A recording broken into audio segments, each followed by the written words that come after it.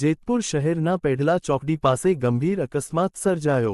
અકસ્માત એટલો ભયંકર હતો કે કારના કૂચેકૂચા ઉડી ગયા। જેતપુર શહેરના પેઢલા ચોકડી પાસે ગતરાત્રિના પૂરપાટ ઝડપે જતી કાર પરથી ચાલકે સ્ટીયરિંગ પરથી કાબૂ ગુમાવતા કાર રોડ પાસે આવેલ ફાર્મની દિવાલ સાથે ટકરાઈ અને 10 કરતાં પણ વધુ કારે પલટી મારી। દિવાલ સાથે કાર એવી ટકરાઈ કે 15 ફૂટની દિવાલ પણ ધરાશયી થઈ। અકસ્માતના થોડી વારે પહેલા જ યુવકે વિડીયો ઉતારી સોશિયલ મીડિયા પર વિડીયો વાયરલ કર્યો હતો।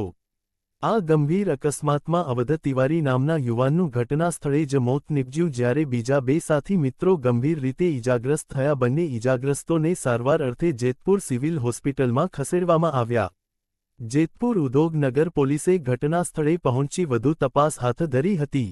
આજે થોડો સમય પહેલા કાળા કલરની વર્ના ગાડી એપ્લાય ફોર રજિસ્ટ્રેશન લખેલી જેતપુરથી નીકળી અને ધોરાજી બાજુ જતા બાલકૃષ્ણ ફાર્મ આગળ ચાલકે કાબુ ગુમાવેલો અને બાલકૃષ્ણ ફાર્મની દિવાલને અથડાઈ અને ગાડી પલટી મારી ગયેલી। એમાં 3 યુવાનો સામેલ હતા।